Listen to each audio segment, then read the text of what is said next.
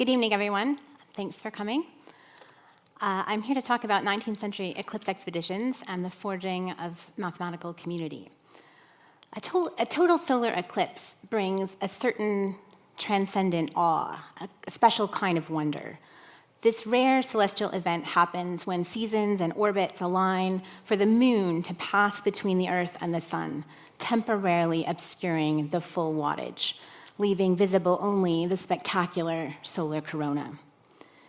This phenomena comes with a chilly wind and an eerie hush, and just for a few minutes, it's safe to take off your eclipse glasses and take in as much as you can, to sort of gape at the awe of this spellbinding sight. It's an incredible experience, not remotely captured by looking at a photograph, something I absolutely recommend if you have an opportunity. And if you are in North America, or will be 6 months hence, you have a tremendous opportunity to put yourself in the path of eclipse totality. So just a travel tip for you there. I first experienced eclipse totality in August of 2017. It changed my life in many ways. I had no idea at that time either that eclipse expeditions would be almost as relevant to my own work and experience of professional community as it was for 19th century mathematical practitioners. There's a particular connective power of experiencing a total solar eclipse, something some authors say that connect us to the past and the present and the future, and there is a way in which, in fact, this experience does feel transportive, both to the past, particularly given my sort of scholarly interests, and the connection to modern astronomical and mathematical community. Still, my story today begins with a decided lack of community. I'm going to start in 1840, and I'm going to start in the United States, in particular in Cambridge, Massachusetts, where this guy, Benjamin Peirce, was a professor of mathematics at Harvard. It was a time when technical, mathematical, and scientific training was rare in the United States, and the educated elite was skeptical about science as a profession. There was no well-formed identity even for an American scientist, much less an American mathematician, which is what he was. Peirce nonetheless had massive ambitions to develop and showcase American mathematical talent. He went about this in lots of ways, but his effort to start the first research mathematical publication in the United States failed within a year. There were only about 360 mathematical practitioners in the country. Most of those had been trained in law or theology, worked at rural colleges or high schools, and there simply wasn't a community substantial enough to sustain a research-level mathematical publication. In the four measly issues of this journal, he had nonetheless set forth a vision. He had published a manifesto about how mathematical astronomy was going to be the way for American science to establish itself internationally. So that was his plan. And he had a big chance in 1846. So this is an image, a beautiful image, of the planet Neptune. And that's the planet that was first observed in 1846. There was a huge international priority controversy surrounding that discovery, and that's exactly what provided an opportunity for Peirce and his fellow Americans to stake a claim for national mathematical practitioners in the US on the global stage. It's a big drama of astronomical rivalry. There's controversy between Britain and France, and the US comes sailing in on the tail end of things. So I only have a tiny bit of that story for you today, but it's a riveting tale. And it starts in 1781 with, we've already seen this image today earlier of Caroline Herschel and her brother, and they're the two who observed this new planet Uranus. And once you observe a new planet, the first thing you want to do is to compute its orbit. And so this happened. They computed the orbit and then watched what happened. And what happened was that the planet Uranus began to deviate pretty dramatically from where astronomers expected it to go. And as the planet went further and further apparently, off track, astronomers puzzled over the explanation. What could possibly be causing this? And John Couch Adams, who was kind of a young upstart, recently graduated from Cambridge University. He was a senior wrangler, which meant he had scored the best on the mathematics tripos. He won the Smith Prize. He was kind of the top of the heap of undergraduates at Cambridge. But that was nothing compared to Leverrier, who was an established French astronomer. He had done extensive study of the motion of Mercury. And these two independently predicted the existence of a never-before-seen planet that could explain the apparent disruption of the orbit of Uranus. So this is Uranus. It's going off track. And both Leverrier and Adams, they used Newton's gravitational theory, right, developed in the wake of the calculus, and Kepler's laws of planetary motion to predict the mass and position of this hypothetical body. And the new planet was finally observed from an observatory in Berlin, of all places. And when that happened, the scientific administrators in both France and in Britain, they felt robbed. They thought, we have the people who predicted this, we should get the credit. It's understandable. But the squabble that ensued meant that Benjamin Peirce had an opportunity. And he and the Americans quickly calculated the orbit of Neptune to salvage some scrap of the success, the glory of planetary discovery. But in this whole story, the biggest winner, actually, turns out to be Newton's theory of gravitation. By mathematics alone, a new planet had been predicted to exist without ever having been seen, and then it was discovered. This raised tantalizing questions about what other big questions mathematics might be able to solve. And in particular, this problem.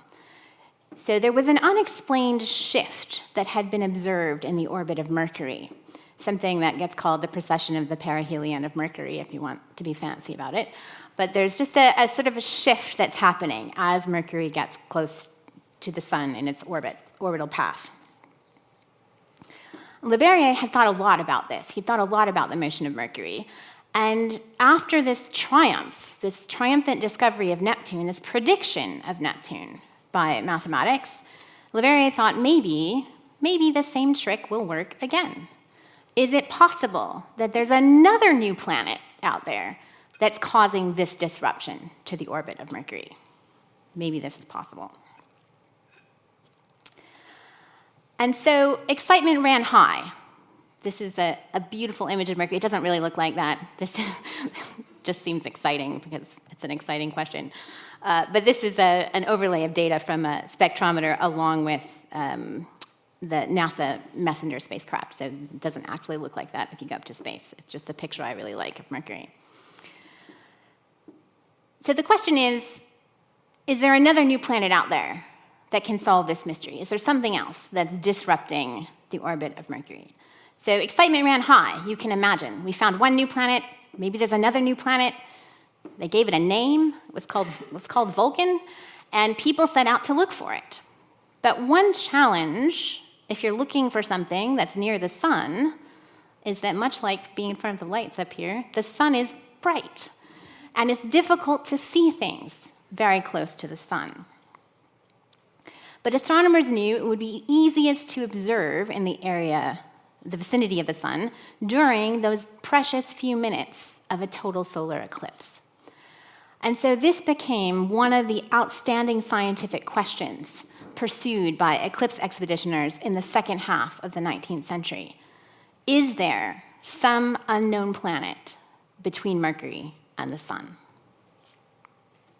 So this is one question on the table for eclipse expeditions in the second half of the 19th century. They also want to test models of the motion of the moon. Now, the moon's motion is sort of notoriously tricky to describe among astronomers, and lunar theory also relates to navigational accuracy by this point, and therefore is connected to national concerns, military, trade, commerce, right? Things national governments are concerned about. And in 1849, the United States Naval Appropriations Act, a congressional act, authorized an official American almanac because the Americans wanted to avoid dependence on foreign sources for astronomical data. This was part of the plan to establish independent science of a kind of international level in the United States. And in 1851, they had a chance to check how well their work was going. There was a solar eclipse on the 28th of July, and it brought triumphant vindication. The U.S. Nautical Almanac Office's new tables of the moon's positions were significantly more accurate than those of its British counterpart. They were thrilled. The Brits, based on all the material that I've seen, do not seem to have cared at all. But the same year the Americans are celebrating the triumph of their lunar table, there is another huge milestone for astronomical observation, and that is the developing technology of photography. So we heard a little bit about this earlier. This is a huge change in astronomy over the course of the 19th century. The first photograph of the moon had been displayed in New York City in 1840. But if you want to take a picture of the sun, your shutter needs to be significantly faster than to take a picture of the moon. And such a shutter was developed in 1845. And this paved the way for this photograph here by Johann Berkowski, the first photograph of the solar corona taken during eclipse totality in Königsberg in July of 1851. And with this success, kicked off a new debate. Could photography become a reliable astronomical tool? Right? Spoiler, I just showed you some NASA photos. The answer is yes. But they didn't, this was up for debate in the 19th century. And the golden age of eclipse expeditions, which is what the second half of the 19th century gets called, if you're into eclipses,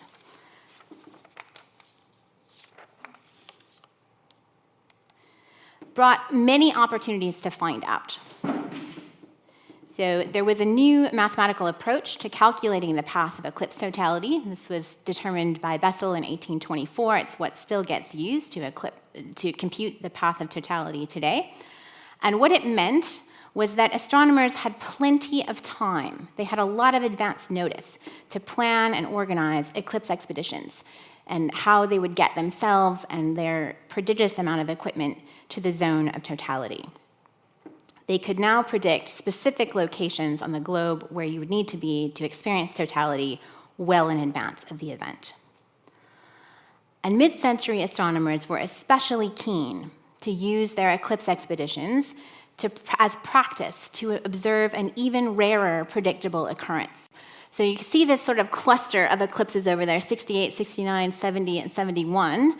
That's 4 eclipses which are all accessible in accessible locations. So the ones highlighted in green there are, not in Antarctica or anywhere else that's extremely difficult to reach. So these were eclipses that astronomers were fairly confident they could reach the zones of totality. And that particular clump of 4 there were of special interest because they wanted to practice up for the transit of Venus. So the transit of Venus happens even less frequently than a total solar eclipse. Venus passes between the sun and the Earth twice, 8 years apart, about every 125 years. And from the Earth, it's possible to watch Venus transit the sun, as in this beautiful image from the 2012 transit of Venus. So you can see this tiny little black dot up there. That's Venus, and it's traversing across the surface of the sun as seen from Earth. This has only been observed 7 times, first in 1639, and most recently in 2004 and 2012. So I'm sorry to tell you, it won't happen again until 2117. But for 19th century scientists, timing the phases of Venus, so in other words, when does Venus make first contact with the boundary of the sun, and when does it go off the edge of the other side of the sun? When has it completed the transit? In 1874 and 1882 is when the key transits of Venus are scheduled to happen, or would provide essential data for determining the distance between the sun and the earth. So what they hoped to do, astronomers wanted to answer one of the great basic science open questions of the time: how big is the solar system? And this piece of data, this timing, they were going to use solar paragraphs and determine the size of the astronomical unit. And this run of accessible eclipses, 1868, 69, 70, 71, leading up to 1874, gave them invaluable practice with observational tools and techniques for even higher stakes astronomy. So as exciting as an eclipse is, if what you're really after is the transit of Venus, it's a warm-up act. Right?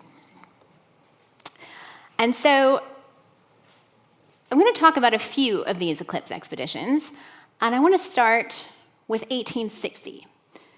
So this is a nice picture from Harper's Weekly, and it gives you a sense of the level of interest surrounding some of these events.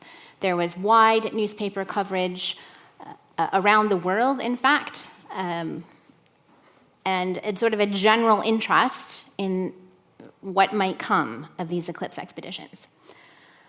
And I want to focus in 1860 on particularly the American observations in 1860. So just a word about what the United States looked like at that point. So what's in orange here are states. So it's just... Whoops, I've gone off. It's just after the gold rush. So California has recently become quite populated due to the gold rush. It's recently become a state. And you can see that in between sort of Ohio, Missouri, Texas, and so on, there's this kind of vast blue zone, blue and green. Those are territories at that point, so not part of the official United States of America. However, there is an enormous amount of activity going on there, not all of which is commendable. So there, just a note about the context of those territories, there is decimation of indigenous populations that's happening at exactly this point in time in the United States. And as the nation is taking shape in a way, quite literally, you can see, but also in terms of its institutions and kind of governmental bodies, there is increasing interest in solar eclipse observations. And in 1860, they think this is great for us. We don't have to go very far. Totality is going to come to us. And so there are 3 US eclipse observing parties that attempt to make observations in 1860. The first one is the US Navy lieutenant. His name is James Gillis. He took a few boxes of kind of second-rate equipment, leftover stuff he could borrow from anybody who would give him a telescope, a chronometer. You know, he was writing letters to various places. Hey, do you have anything I can take? I'm going to go to Oregon to observe the eclipse. And everybody said, Oregon? It's always cloudy in Oregon. So nobody would give him a camera. So James Gillis did not have a camera, but he took telescopes and chronometers, and he took a steamer from New York over here, all the way down around and up to San Francisco, where he picked up his son, who was working on the Coast Survey. It took 3 weeks on a steamer, and then they traveled another 2 weeks to reach that red star on the left side of the map, and a camp near the Cascade Mountains. And, wonder of wonders, they had a clear view of the corona. They did not have a camera, however. But the other thing, and this is a very, very relatable sentiment from James Gillis, he found the sunrise eclipse so spectacular, and this is his quote, "I was irresistibly drawn to its contemplation." And he neglected his scientific observations. So he had a kind of recollection that he reported after the fact of what he had seen, but didn't have any kind of scientific data. This is certainly a relatable sentiment, I think, for anyone who's experienced eclipse totality. And it is also a great reason why eclipse expeditions always wanted experienced observers. So there's a sort of collection of people who sort of recur on these eclipse strips because, well, they know a little bit what they're in for. And that, in fact, was the best of the outcomes for these three American parties in 1860. The second, in the middle of the map there, the red star up by the Saskatchewan River, was a party of four. It took them 47 days to get there. It is a terrible slog. The travel log that they write about this trip it sounds miserable. There were clouds of mosquitoes, the stagecoach got stuck in the mud, they had to switch to a wagon, and then they were in a canoe, and the canoe was leaking, and they spent the night in the mud. It just was a terrible slog to get there, to northern Saskatchewan. And on Eclipse Day, they sat in a marsh and watched clouds obscure the corona. So nothing for them, and then they made it the long trudge back home again. The third group, up there on the top of the slide, was a team of 11. They had managed to borrow a steamship from the Coast Survey, not the Coast Survey's best steamship, right? Kind of a leftover one that was parked in the back. And they had to navigate through ice fields, through snow, through coastal mist. They about ran out of fuel. They thought they were going to get stuck. And they make their way up to Illusievik Island. And there also clouds. Only one person saw any part of the corona, and that person they had left on the boat with no equipment. So again, nothing. And that itself would be sufficiently disappointing. However, it's more disappointing when your competition has a great day. And an ocean away, the Royal Society fellow Warren Delarue had the help of the British Navy behind him, and he had a new railroad across northern Spain that reached the zone of totality. And because of these advantages, he was able to transport this purpose-built Q photoheliograph. So just for context, this instrument weighs about 400 kilograms. It's about 8 feet tall. It's a massive instrument. And if you're going to use this instrument to take a photograph of the sun, you need to have also a photographic darkroom with you, with glass bottles full of toxic chemicals and glass plates and somewhere to develop it all. So this is not a small enterprise to schlep all this stuff, even if you have the British Navy and a railroad across northern Spain. It's going to take some doing to get all of this to the zone of totality. But he does this, and given all of that investment in getting this equipment and all of the supplies to the zone of totality, he takes an epic risk.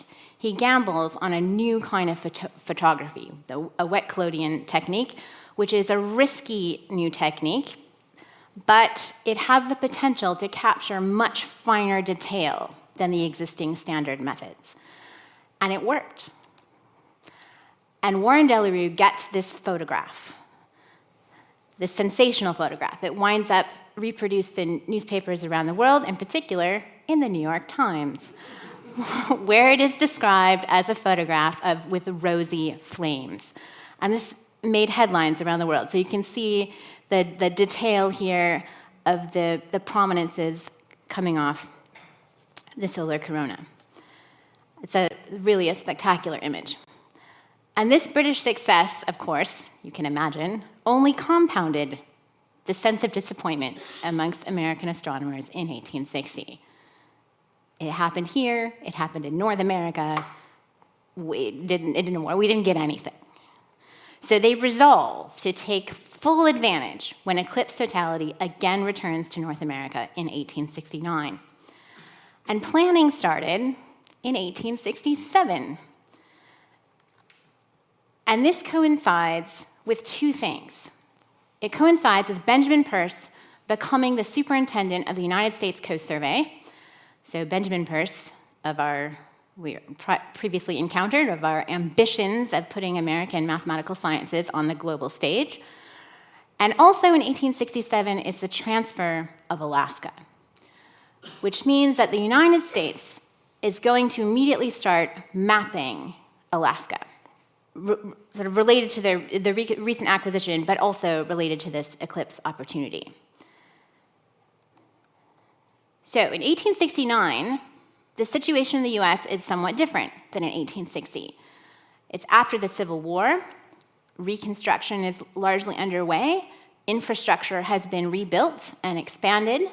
There are new railroads. 1869 is the date of the completion of the Transcontinental Railroad. There's also a telegraph service crisscrossing the country. And the railroads then will facilitate the transportation of bulky observational equipment and darkrooms for developing any photographs you might get. And the telegraph lines meant that surveyors could determine longitude for the observers. So you need to know where exactly are the bounds of totality so you can make sure to get all of your astronomers in the zone where they've got a chance, anyway, to see totality. This is a map that was in the New York Times. And you can see that the zone of totality is going across the entire continent. Right? It's going from Alaska up here on the left all the way down across and off the coast of South Carolina. And so, newly in charge of the Coast Survey, responsible for governmental mapping and exploration, Benjamin Peirce promptly sent surveyors to Alaska. So his vision is to have observers across the zone of totality, right? They all know what happened last time. We got stuck by clouds. So if you have somebody everywhere, then you can maybe minimize the risk of catastrophe in the case of cloud cover in some place. So this is a landscape over which they want to get inland, from the coast to the zone of totality. And again, just as a reminder, they have a lot of finicky astronomical observational equipment that they want to take with them. So it's a little bit precarious. And they enlisted some help. This is a kind of incredible story. They enlisted some help from Chilkat Tlingit chief Koklux.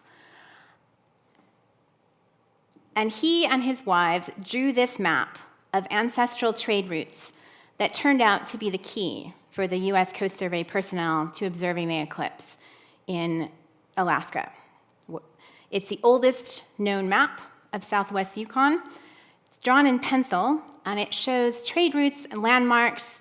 There's some interesting work being done on this to do with indigenous place names.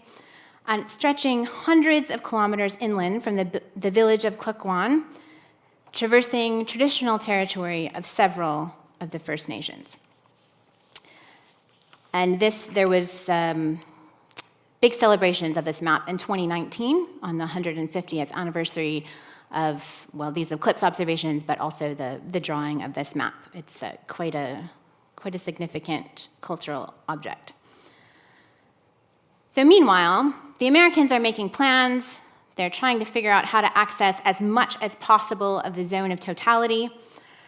And meanwhile, there is another path of totality in 1868 that is crossing the Indian subcontinent.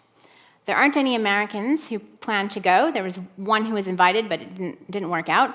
But in 1868, in the zone of totality here, European astronomers again made huge news. The Royal Astronomical Society had sent John Herschel to Jamkhandi, India, with this single prism spectroscope to study the chemical composition of the solar corona. So nobody had tried this. The spectroscope is a new item. And the thought of using this, training the spectroscope on the solar corona, is a new plan. The French astronomer we heard about earlier, Johnson, made similar observations. For both of them, the spectrum of the chromosphere showed an unfamiliar line near the sodium D. That's this one here. And this turned out to be helium. They detected a new element in 1868 in the solar corona. This would not be isolated on Earth until 1895. So this is huge news. We found a new element. And this raised, again, more new questions. It raised questions about the chemical composition of the solar corona, And this added some new things to the US observers' eclipse observation to-do list for 1869. We're looking for an intramercurial planet. We want to find out about the composition of the solar corona.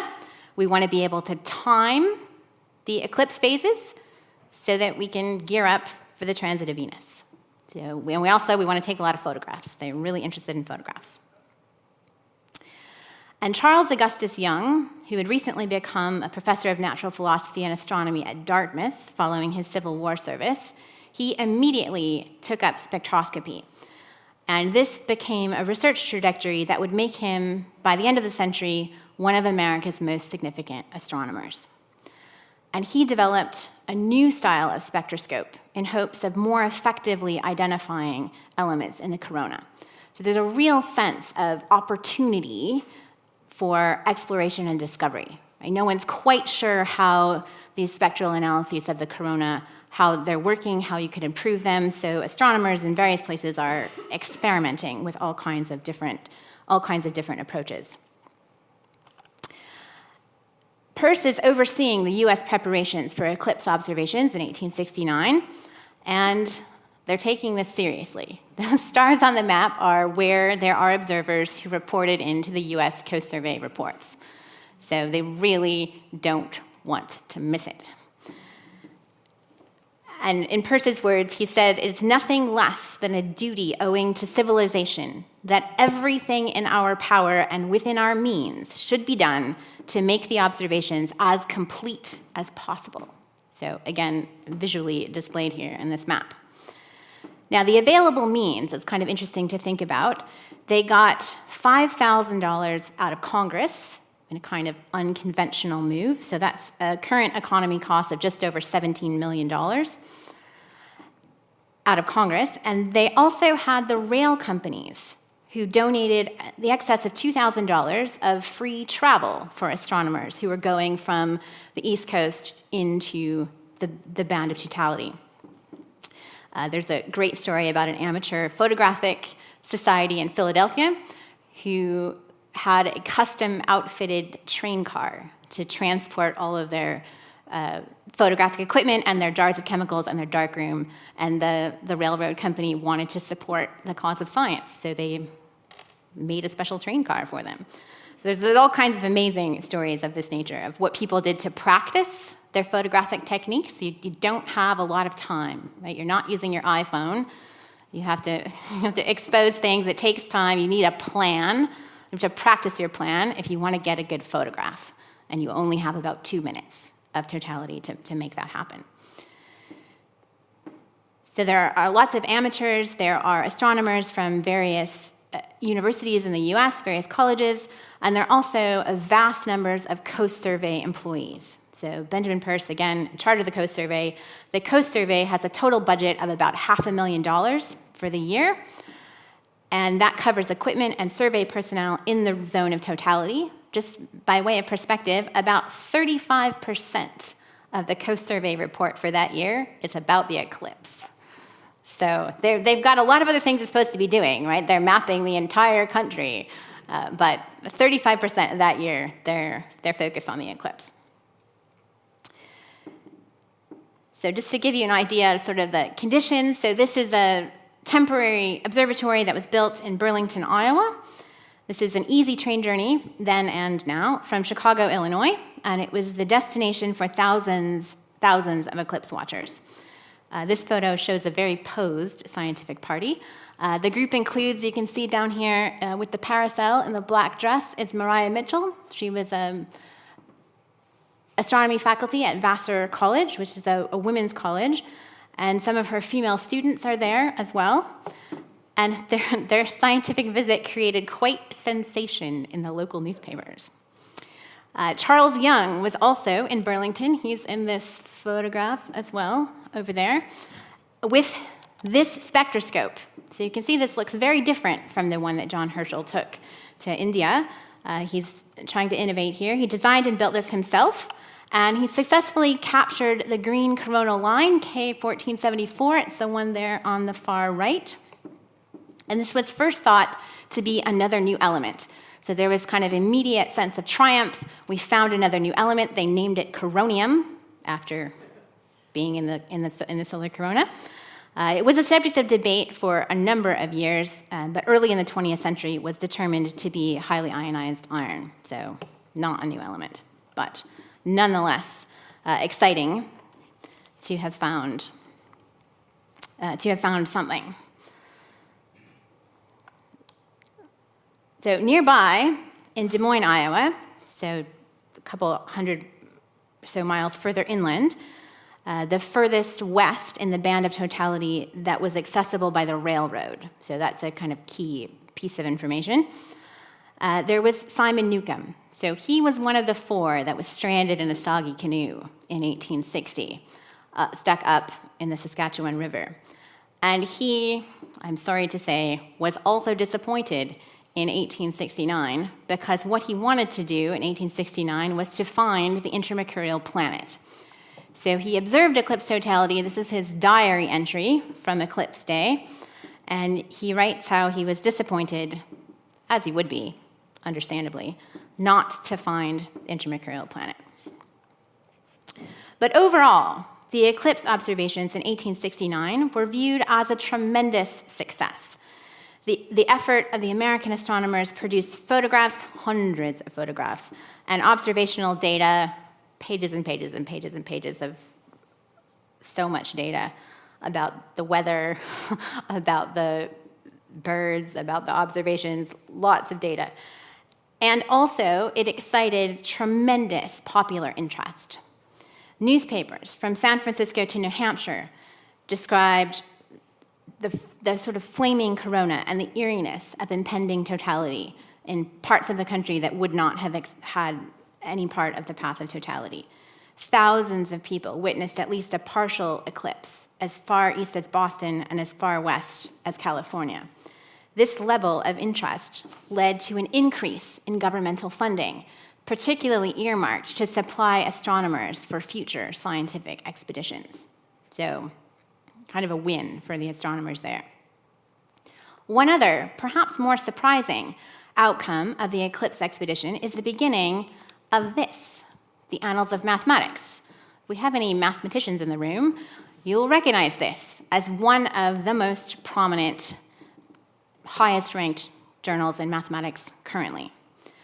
And this publication, this prestigious publication, had its start in the unlikeliest of places, in Des Moines, Iowa. And its first couple of issues looked like this. And you can see that the typesetting is not standardized there. It's printed by different publishers. This was kind of a home job. That was borrowed type that was typeset in the basement. There's an incredible story about the origins of this journal.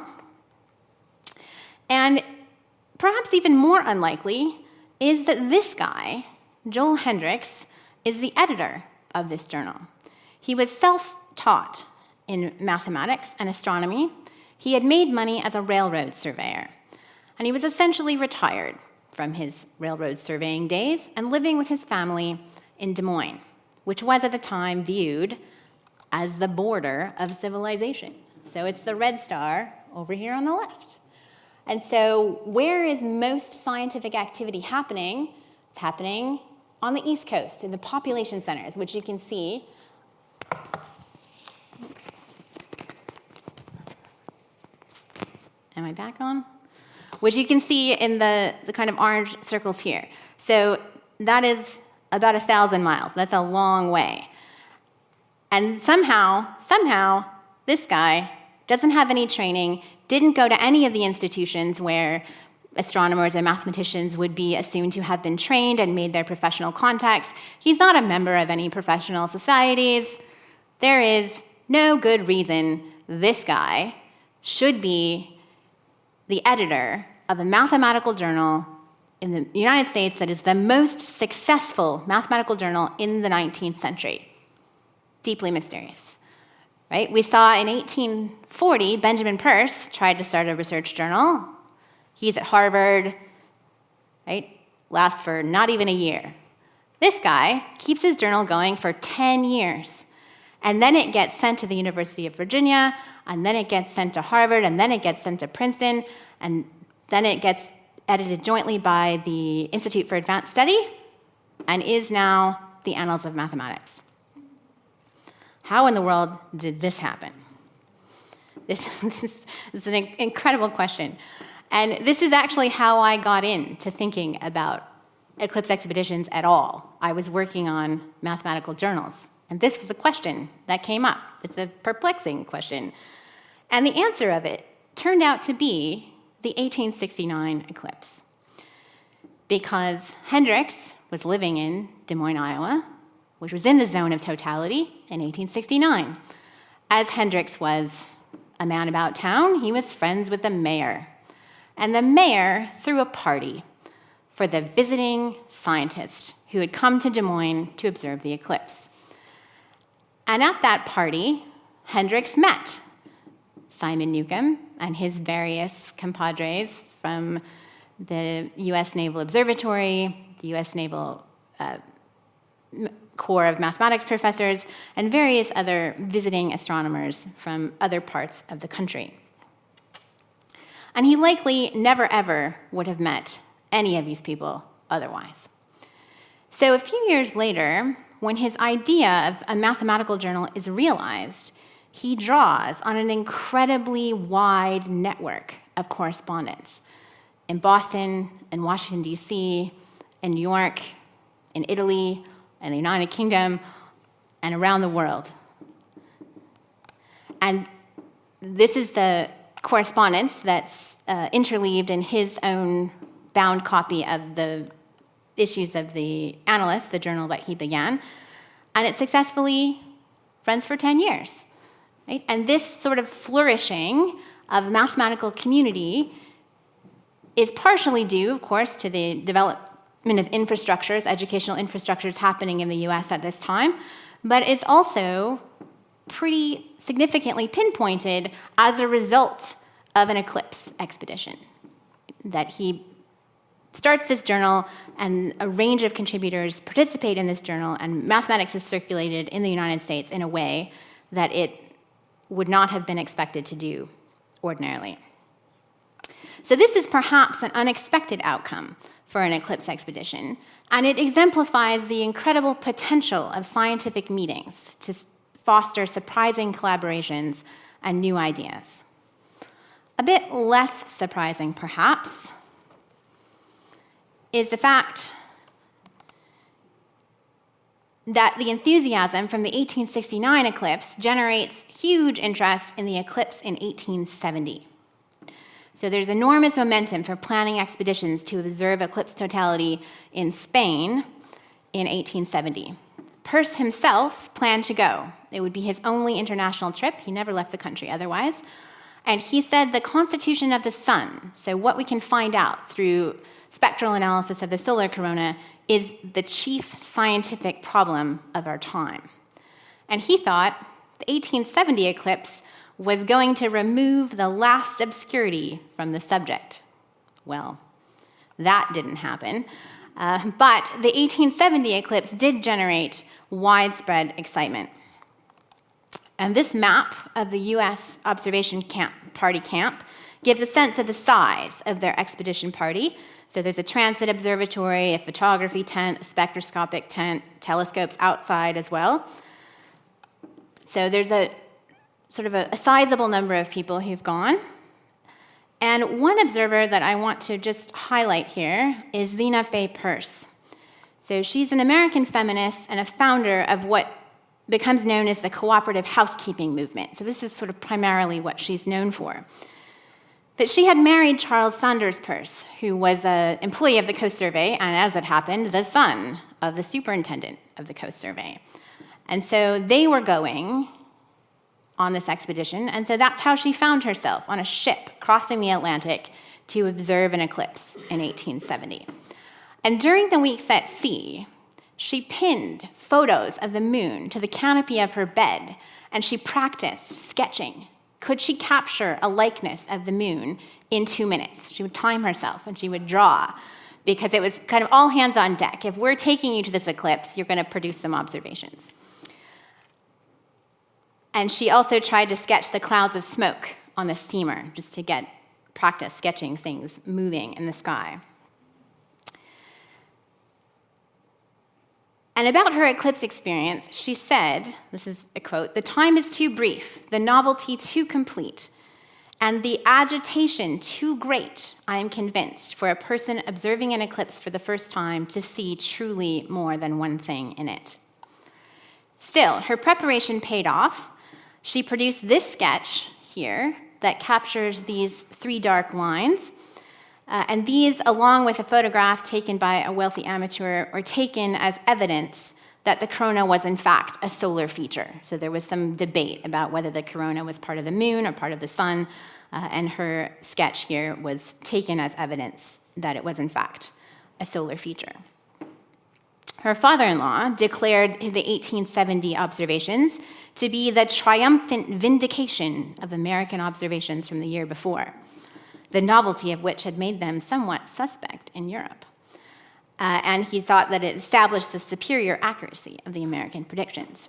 So we can see he's ever got the angle on making American science more visible on the international stage. At a time when the sciences were not yet well established in the United States, these solar eclipse expeditions generated huge public interest and support. Connections forged beneath and about the sun's shadow sustained networks of communication, facilitated periodical publication, and set precedent for government funding in support of mathematical activity in the 19th and early 20th century in the United States. This provided the growing scientific community with a platform to advance mathematics and astronomy in the United States. And the highly publicized 1878 eclipse across North America involved a sighting of the intramercurial planet. So that was huge news. That news, again, was debated throughout the 1880s and the 1890s, and eventually was debunked. Newton's gravitational theory, which was powerful enough to predict Neptune, as we saw, could only explain about half of the observed shift in Mercury's solar orbit. As the closest planet to the sun, Mercury occupies a region of the solar system where Einstein's theory of general relativity suggested that the sun's mass would disturb space-time. And eclipse observations in 1919 and also 1922 confirmed Einstein's predictions and ushered in an era of general relativity. So this is a kind of iconic image, a photograph of the solar corona from the 1919 paper by Eddington and Dyson and Davidson verifying Einstein's theory of general relativity. So this is probably the most famous result of a kind of most well-known outcome from an eclipse expedition. There are nonetheless many other eclipse expeditions that also provide great material for historical research. And this work has developed a community of researchers who are captivated by 19th century eclipse expeditions, including a number of early career scholars whose projects at St. Andrews in particular have developed into publications and funded research positions. So I just want to give you a little bit of an overview of some work that's currently going on.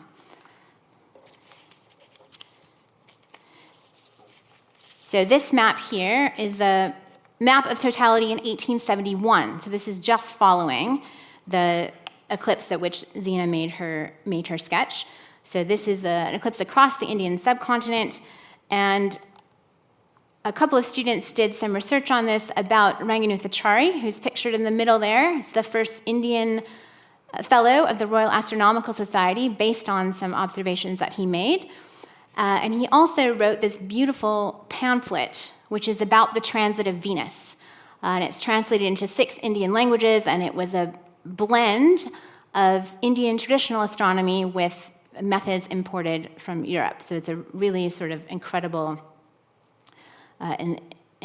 work.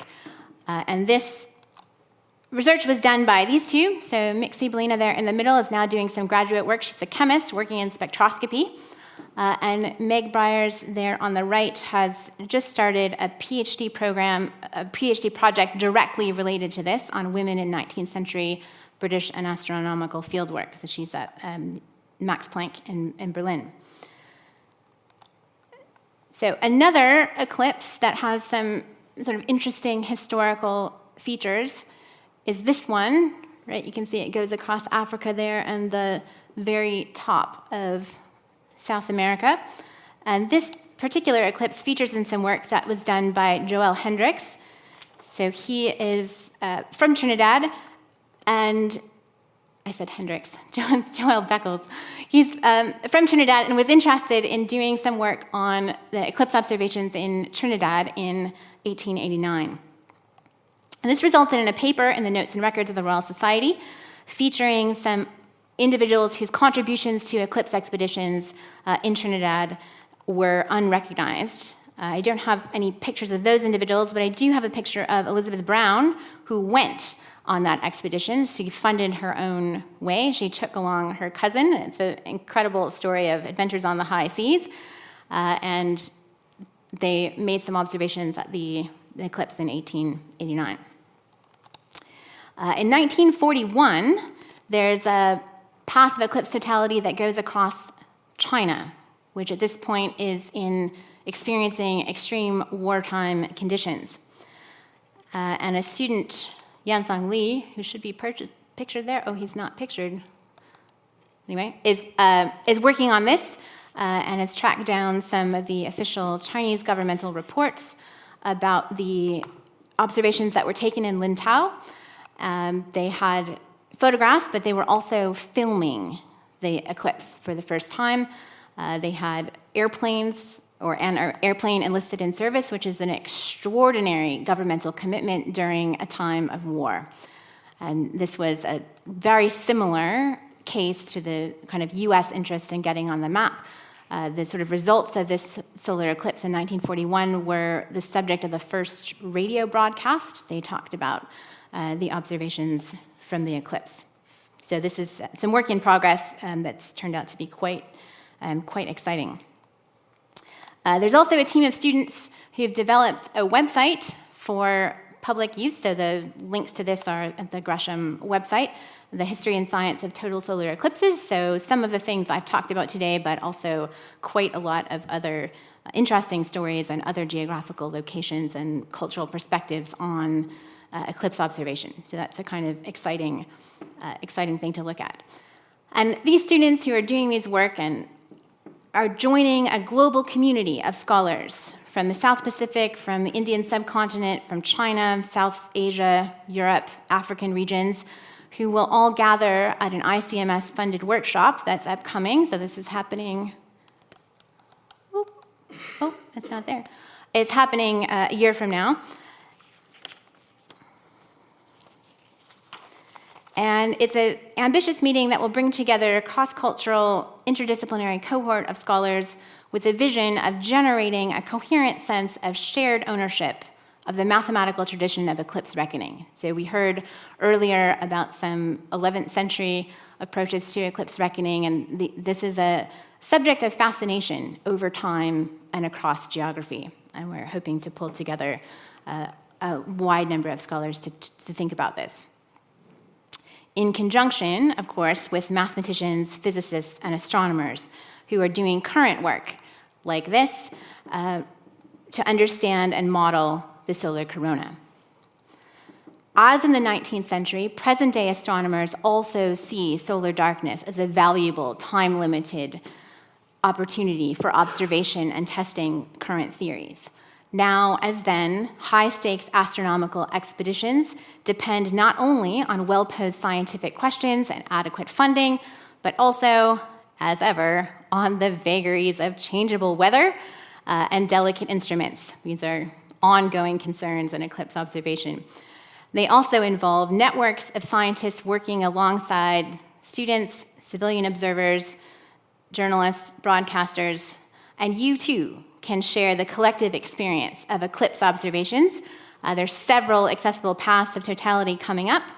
So there's the one I've already mentioned coming up in April 2024. If you missed that, there's one on the 12th of August, 2026, not so far away. Also, it'll go over the northern part of Russia there off the top of the map.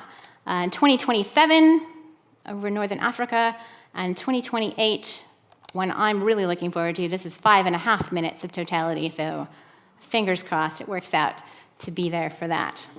So mark your calendars now for an opportunity to forge your own connections in the shadow of the sun. Thanks.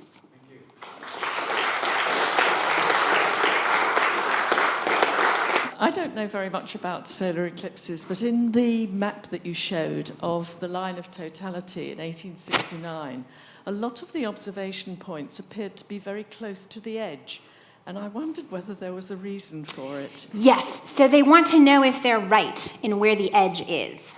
So you'll see, sorry to do this.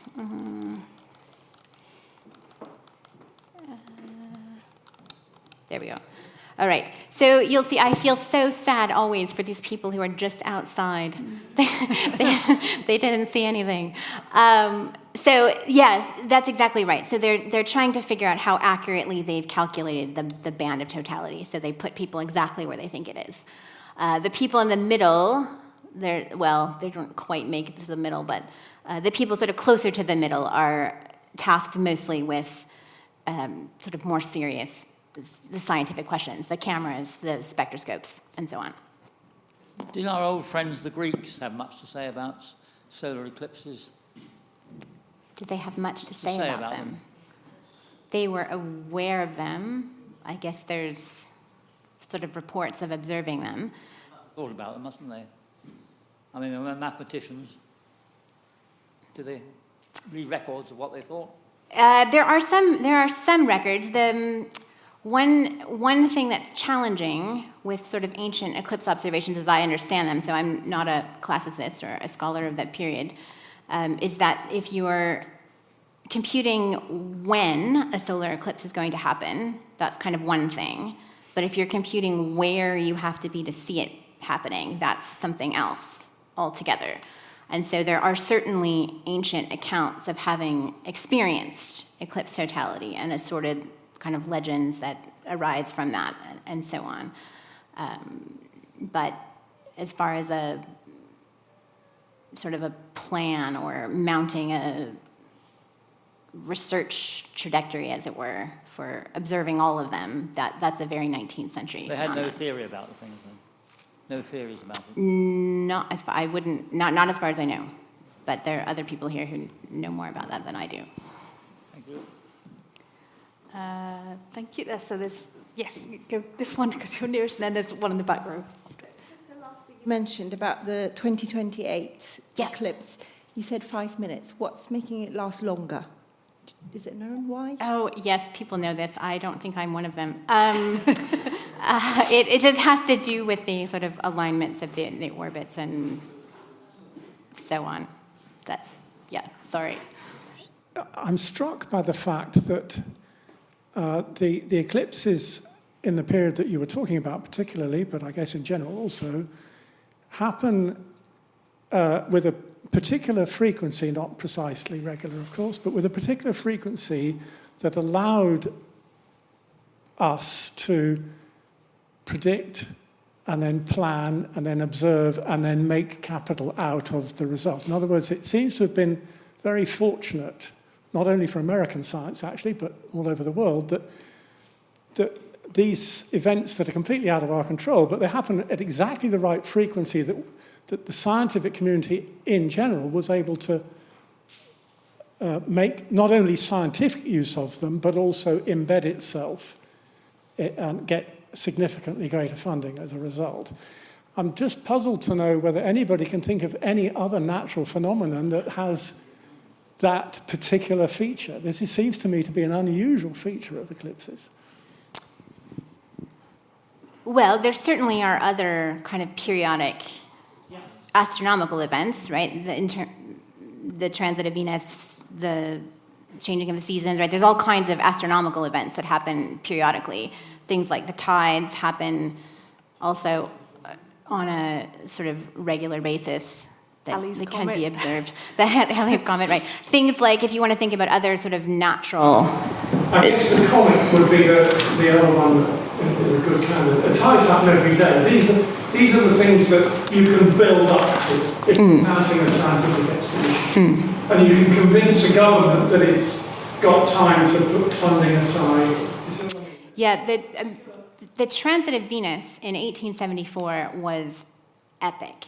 Governments around the world, I mean, the amount of money that was spent, the amount of people that were shipped to all corners of the globe, the effort that went into the 1874 transit of Venus is really hard to overstate.